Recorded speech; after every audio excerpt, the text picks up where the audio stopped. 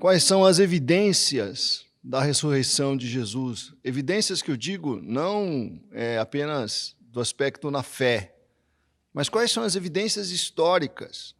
Do ponto de vista...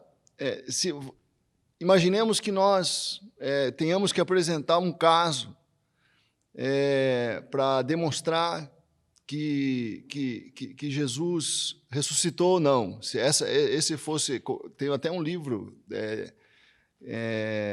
tem um livro que se chama Mais que um Carpinteiro, em que um autor faz isso. Ele mostra as evidências, não as evidências da fé, não as evidências, mas as evidências históricas, que pedem uma conclusão. Qual é a conclusão que nós temos que ter diante destas evidências históricas sobre a ressurreição de Jesus? Será que a ressurreição de Jesus é apenas um credo?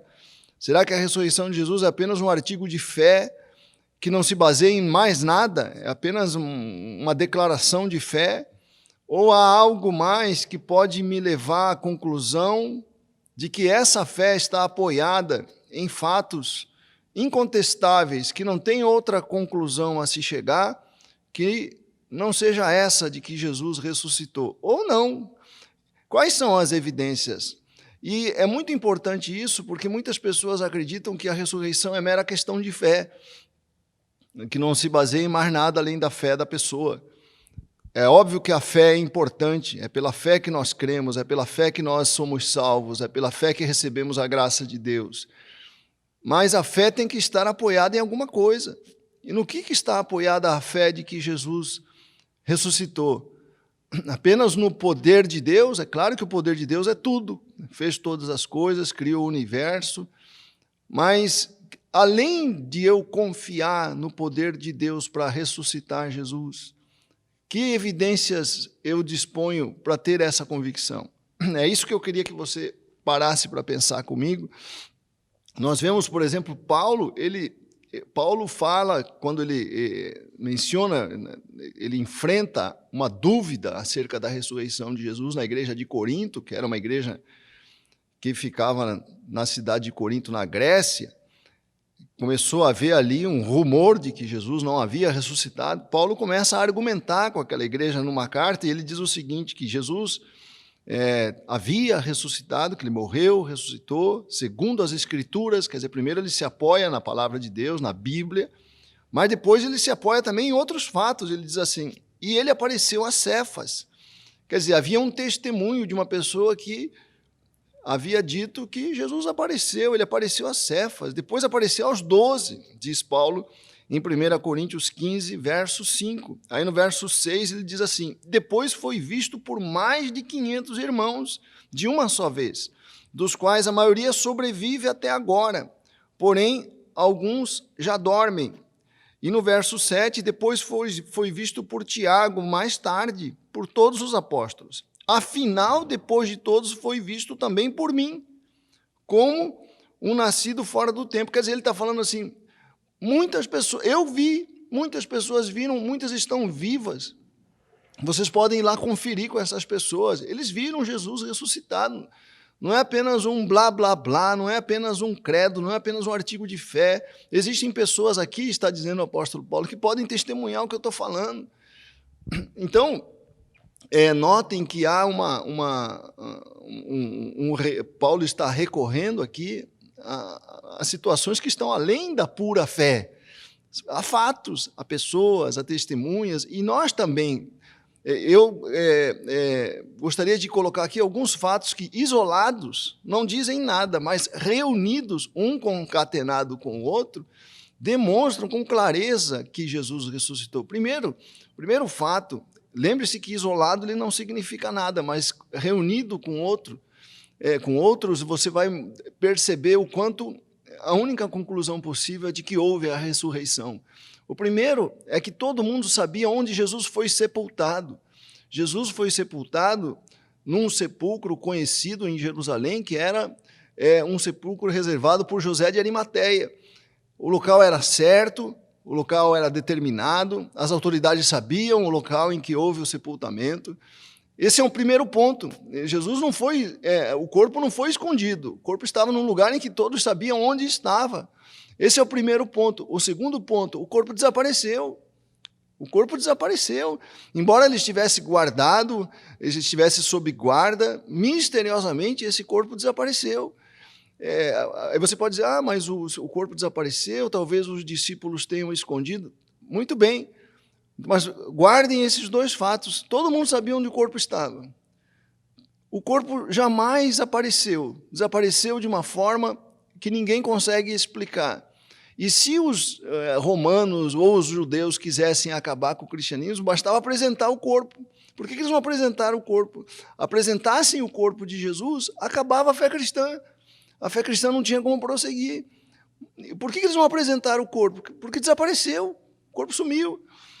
Terceiro ponto, Jesus apareceu várias vezes depois de ressuscitado para várias pessoas.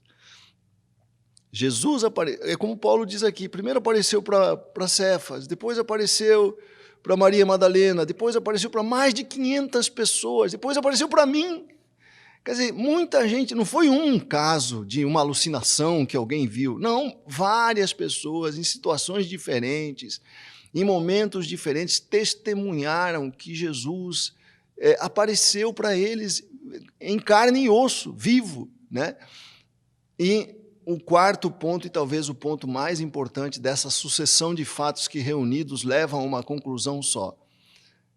O que é que levou os discípulos que fugiram amedrontados quando Jesus morreu? Todos se dispersaram, cada um voltou para a sua vida. De repente apareceram cheios de ousadia, cheios de coragem, testemunhando a ressurreição de Jesus e dispostos a morrer por isso. Aqueles discípulos que fugiram amedrontados se dispuseram a morrer porque diziam que Jesus ressuscitou. E morreram, muitos morreram por isso.